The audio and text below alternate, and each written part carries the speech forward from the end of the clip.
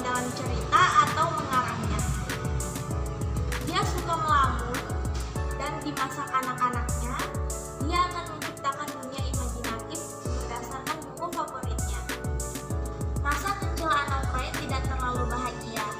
Anna memiliki hubungan sangat buruk dengan ibunya dan kelima saudaranya, terutama saudara perempuannya Sophie. Anna lebih dekat dengan ayahnya. Masa kecilnya dapat diringkas dalam salah satu kenangan awalnya yang paling kuat tentang liburan keluarga.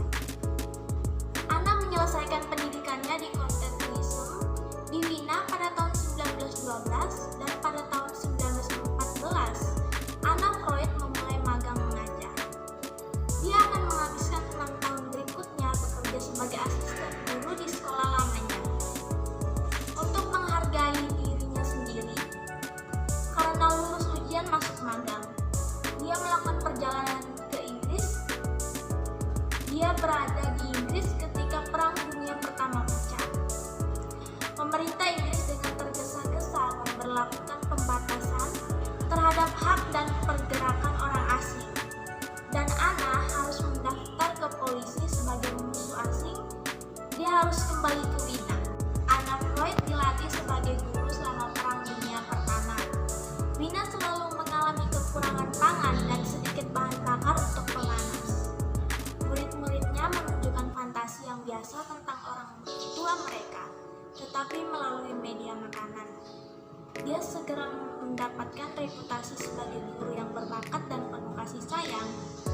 Rekan kerja dan atasannya sangat terkesan, dan tak lama kemudian dia menjadi kepala kelas 2. Anna Freud tertarik bekerja dengan anak-anak. Anna Freud lah yang pertama kali mensistematisasikan dan menyempurnakan psikoanalisis anak menjadi suatu bentuk terapi yang berbeda.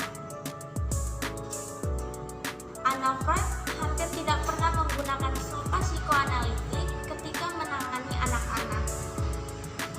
Dia menyadari bahwa anak-anak kesulitan untuk tetap tenang dan fokus, dan bahwa mereka hanya dapat diharapkan untuk terlibat dalam pergaulan bebas sampai batas tertentu. Sebaliknya, ia membiarkan pasien anak-anaknya bergerak bebas di ruang perawatan. Jika seorang anak bermain-main di atas karpet, ia akan melakukan hal yang sama. Dia juga menyediakan bahan gambar dan mendorong anak-anak untuk menggunakannya. Gambar ini dianggap sebagai sarana ekspresi yang penting, sama seperti dengan kata-kata yang diucapkan. Anna Freud tidak hanya ingin menggunakan psikoanalisis sebagai terapi. Dia juga ingin menerapkan prinsip-prinsip untuk menciptakan lingkungan di mana anak-anak dapat berkembang secara emosional dan kreatif. Sepanjang hidupnya, ia bekerja di berbagai institusi dan proyek yang didedikasikan untuk kesejahteraan anak-anak. Seringkali merupakan proyek yang ia dirikan sendiri. Organisasi-organisasi ini sangat berbeda satu sama lain. Ada yang lebih peduli dengan pengajar, ada pula yang membantu anak-anak mengatasi perpisahan, kehilangan, dan trauma. Namun, mereka semua mempunyai tujuan yang sama dalam menerapkan wawasan psikoanalitik untuk menyediakan lingkungan terbaik bagi anak-anak untuk belajar, berkembang, mengatasi kekurangan dan kesulitan, dan berkembang secara individu. Organisasi-organisasi yang didirikan atau ikut didirikan oleh Anna Freud memunculkan pemahaman baru tentang perkembangan masa kanak-kanak dan bagaimana metode pengasuhan dan pengajaran anak dapat mendukungnya dengan baik. Anna Freud berkomitmen untuk membawa wawasan psikoanalitik ke dalam pengajaran dan pengasuhan anak. Dia memberikan ceramah tentang psikoanalisis anak untuk orang tua dan guru, dan mengajar seminar rutin untuk guru taman kanak-kanak. Pada saat yang sama, dia juga mampu memberikan kontribusi penting pada psikoanalisis tahun 1936, ia menerbitkan The Ego and the Mechanism of Defense yang menjadi bukunya yang paling terkenal dan terpenting. Ego dan Mekanisme Pertahanan mengambil ide-ide yang tersebar di seluruh tulisan Sigmund Freud dan mensistematisasikannya ke dalam katalog mekanisme pertahanan yang menurut Anna Freud sebagai fungsi penting dari ego. Hal ini terus diajarkan di beberapa organisasi pelatihan psikoanalitik saat ini.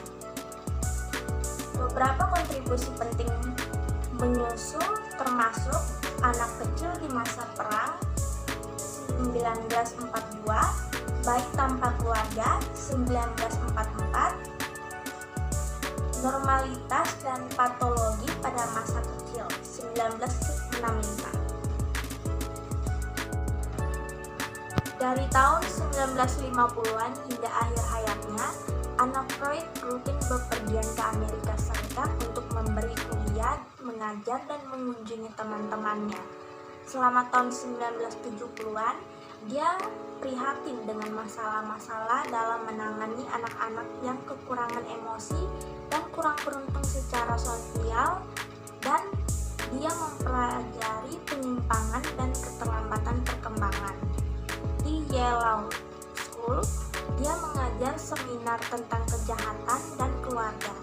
Hal ini mengarah pada kolaborasi transatlantik dengan Joseph Goldstein dan Albert Solnit tentang anak-anak dan hukum yang diterbitkan sebagai Beyond the Best Interest of the Child 1973. Dia meninggal dengan tenang di London pada 9 Oktober 1982. Pada akhir hidupnya, Anna Freud telah menerbitkan karya-karya besar mengenai teori dan teknik, dan telah menjadi titik acuan utama perdebatan besar baik di dalam maupun di luar psikoanalisis.